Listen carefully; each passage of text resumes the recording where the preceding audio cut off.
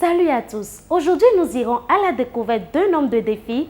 Il totalise déjà 7 ans de carrière en tant qu'humoriste et il nous vient du pays des hommes intègres. Avez-vous déjà une idée de qui il s'agit? Et si je vous disais demain sera meilleur? Pour le découvrir, ne bougez surtout pas.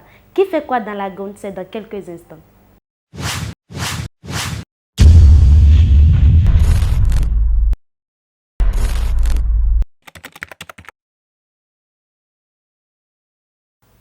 Salut mesdames et messieurs, c'est la Jaguar, c'est pas un animal, c'est l'enfant de quelqu'un. Je pense que vous le constatez déjà à la caméra. Humoriste burkinabé, voilà. Je suis Yameogo Wendiam Sévérin.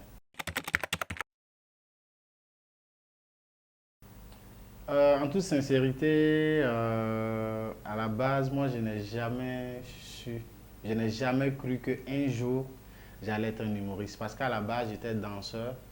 Et quand je dis danseur, nous étions plus spécialisés dans tout ce qui est compétition d'école, les compétitions interquartiers. J'aimais plus la danse.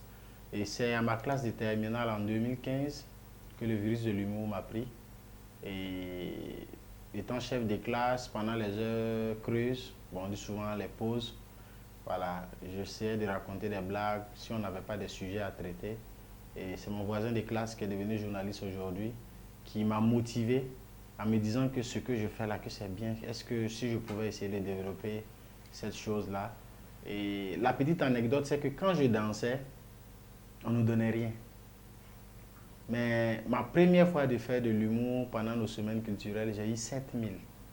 Et j'ai dit, ah, bon, si on danse et puis on ne nous donne rien, et que ici, là, dès que je fais rire les gens, on me donne quelque chose. Ah, il n'y a pas meilleur travail que ça. Ça va faire 7 ans maintenant que je suis humoriste professionnel.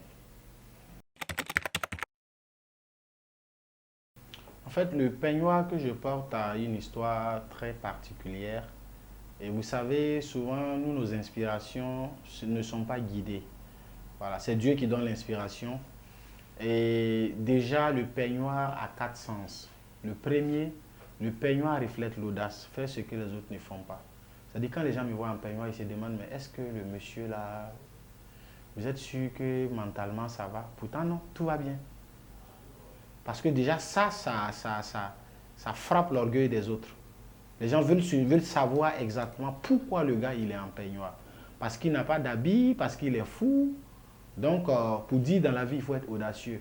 Et quand tu es audacieux, tu commences à faire des choses, les gens ne pourront pas te comprendre. Peut-être c'est à la fin que les gens vont comprendre pourquoi ton audace est en train de se multiplier. Deuxième message quand je porte le peignoir, c'est dire quand tu as une idée dans la vie, va au bout de tes idées. Parce qu'elle soit bonne ou mauvaise, il y aura toujours des gens pour te dire que ton idée n'est pas bien. Une manière de dire que nous sommes dans un monde où les gens ne sont pas prêts à t'accompagner. Mais toi, quand tu as ton idée, va au bout de tes idées. Troisième élément, quand tu as un peignoir, tes objectifs là, continue, continue, continue, continue. Et quatrième élément, quand je suis en peignoir, dans ma tête, je suis un milliardaire. Et ça, c'est un état d'esprit que je me suis conçu. Et je ne dis pas ça pour demander à quelqu'un de croire en ça. C'est une information. Et une information ne se débat pas. Et c'est comme ça qu'on doit fonctionner. Moi, je dirais que c'est juste l'introduction de la connaissance à l'international qui commence.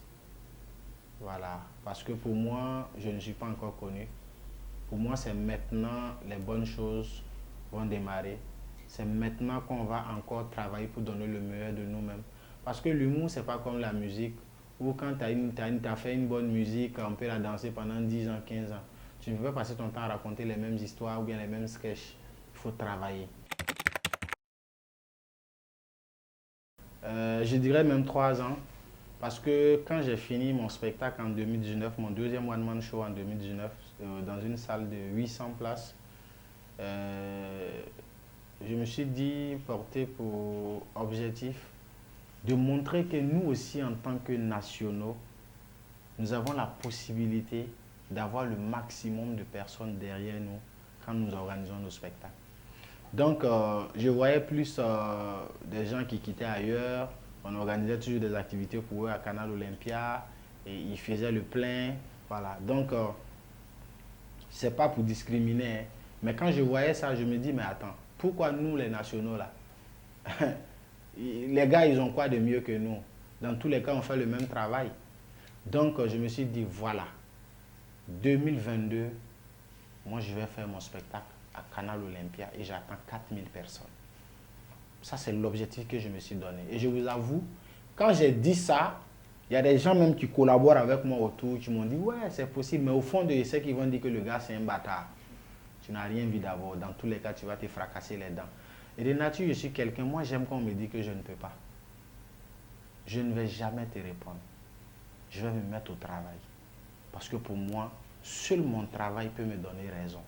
Une manière en même temps de dire à la jeunesse, les débats inutiles, les mesquineries, tu es de quel clan, qui a fait quoi, quitter dans ça.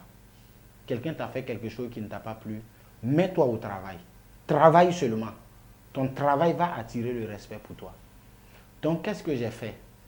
Durant les 3 ans, il y a ce qu'on appelle le travail de la ressource humaine. Quand on m'envoie un message, même si je ne te connais pas, je réponds.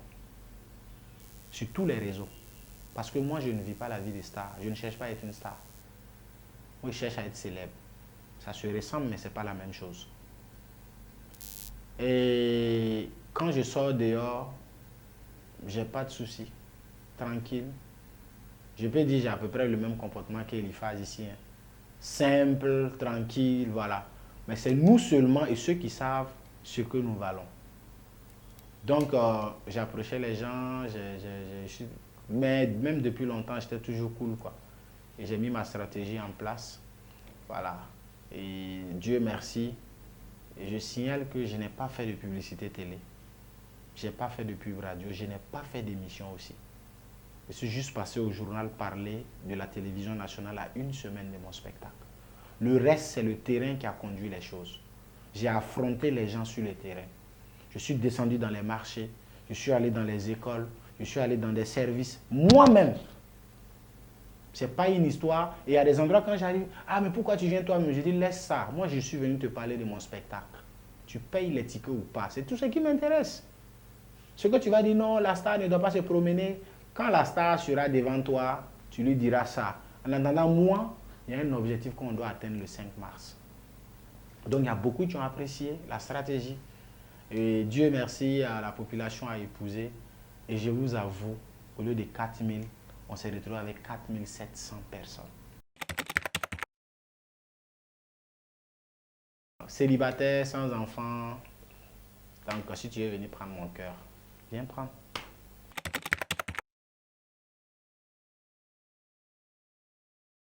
Franchement, je dirais à mes fans béninois, je suis très content de vous. Continuez à vous abonner sur nos plateformes, encouragez-nous, laissez vos commentaires, partagez nos vidéos, partagez nos affiches, partagez nos commentaires. Et n'hésitez pas à nous écrire quand vous voyez des choses qui ne sont pas très intéressantes venant de nous.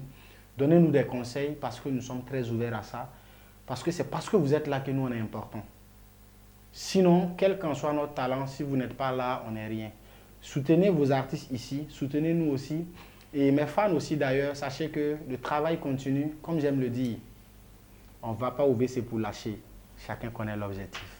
La Jaguar du Burkina, on est ensemble.